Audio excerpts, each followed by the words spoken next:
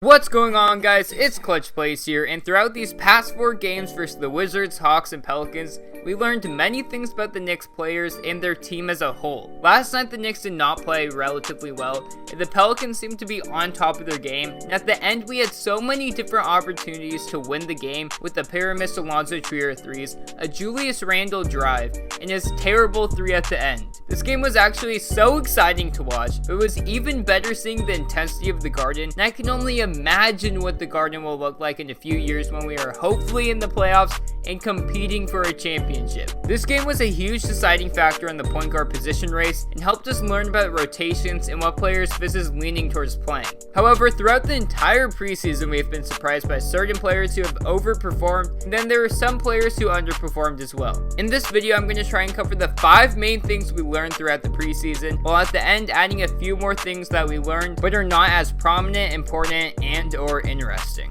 Now with that said, let's get into the 5 key takeaways from the Knicks preseason. Number 1. Elfrid Payton does not deserve to play. Elfrid played in a total of 3 preseason games for a combined 68 minutes, and in those minutes he had a minus 42 plus minus. This is the worst plus minus out of anyone on the Knicks in this time period, and the worst part about this is Elfrid had the worst plus minus on the Knicks in every single game that he played in. This is not a coincidence, and although he may seem decent on the floor, his stats don't reflect it whatsoever. In the second game against the Wizards, he went 0 for 9, had 2 assists, 2 turnovers, all in 26 minutes. Also, his best stat line was last night, where he had 6 points, 4 assists, and 5 turnovers in 17 minutes versus the Pelicans. Fizz said that he liked the way Elfrid ran the offense in the first game versus the Wizards, but in the next 2 games when Elfrid played, the offense looked actually stagnant when he was on the floor, and the ball seemed to stick in his hands way too much. Elfrid played well with the Pelicans last year, but based off of his stats and eye test up to this point,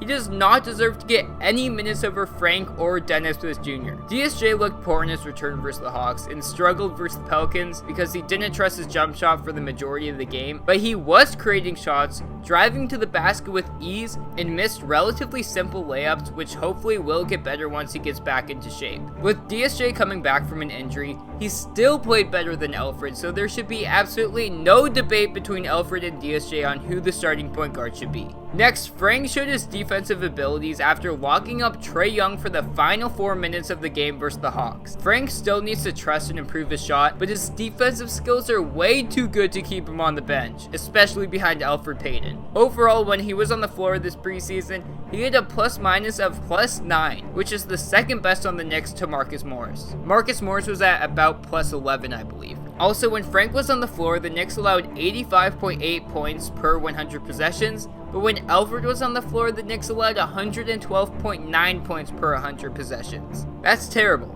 We just saw a snippet against the Hawks of how deadly the Knicks can be on the defensive side of the ball when Frank is at point guard, so hopefully they can build upon it in the regular season. And during that stretch, Mitch wasn't even playing. Overall, Frank and DSJ deserve to play way more than Elfrid, so hopefully Fizz can make this happen. There was just an update and Fizz said that you can see all 3 of the point guards playing in a respective game, so that's a bit concerning. What do you think of the point guard competition right now going into the I don't want to think about it. I'll tell you guys next time I see you. But, they competed. They really competed hard, and, they're making it tough on me. They're making a tough decision for me.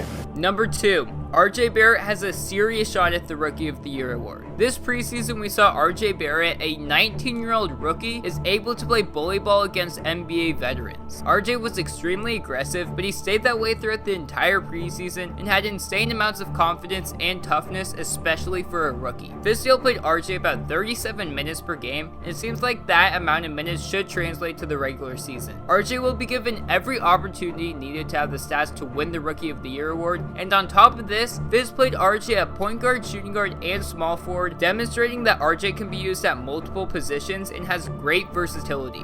His stats throughout the preseason were a bit underwhelming in the beginning, going 6 for 15 with 15 points in 35 minutes against the Wizards, but as the preseason went along, he ultimately got better and adapted to his surroundings well. He stopped forcing threes and long mid-range shots in pick and rolls and step back situations, and in his final game versus the Pelicans, he had his best game by far with 19 points on 9 of 12 from the field. He had a crazy first half with 17 points, but slowed down in the second half after he became a bit less aggressive and was forced to use his offhand. This is something that RJ will need to improve upon, but he is just a rookie, and after seeing how well he finishes around the basket, drives, and creates wide open shots for his teammate, he should have way less trouble than expected in his rookie year. Ja Morant and Zion are his main competition, but Zion is very injury prone, which will be interesting to see how the Pelicans deal with his situation, and I got nothing on Ja Morant. RJ will just have to be better than him. RJ has emerged as a young leader on this Knicks team and should be, at minimum, a candidate for the Rookie of the Year award. Number 3, the Knicks may be too deep.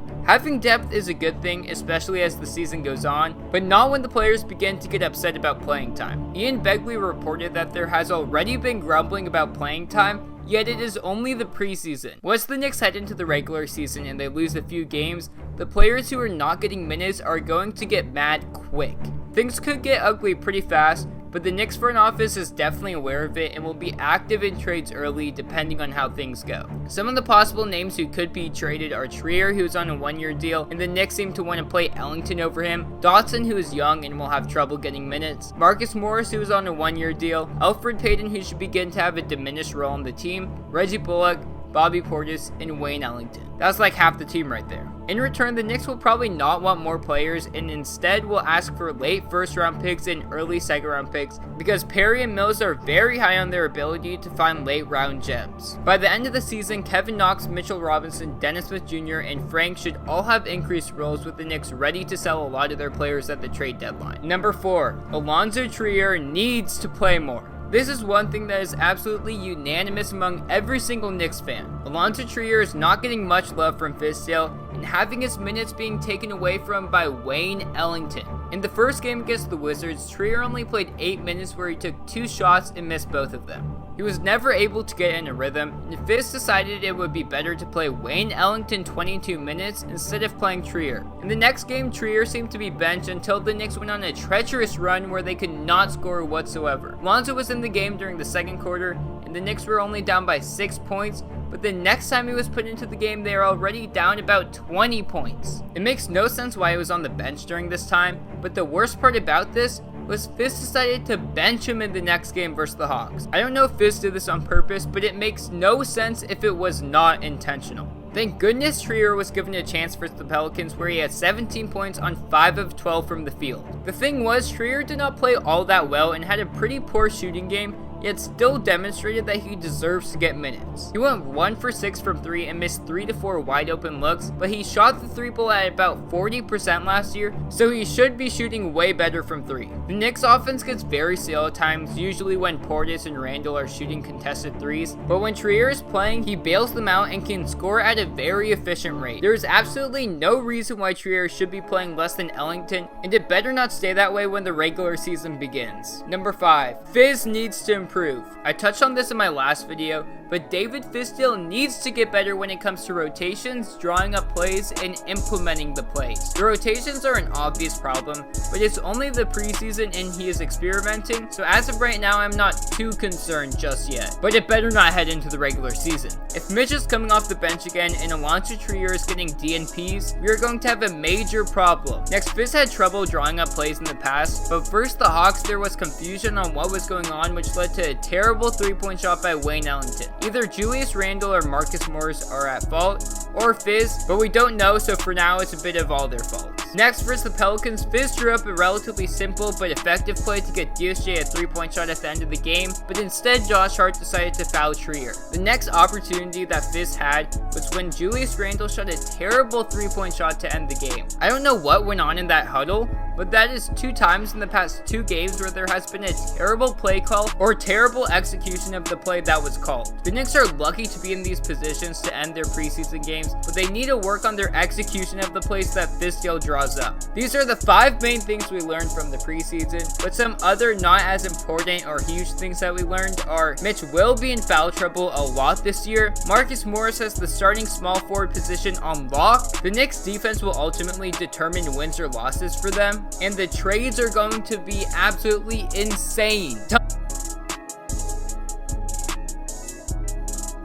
Tell me what you guys think about the 5 takeaways from the preseason as a whole, and if you agree with the ones in this video. Also, tell me down below if there's anything else that was learned that was not in this video. Thank you for all the support lately, it's been crazy, and I'm out, and peace!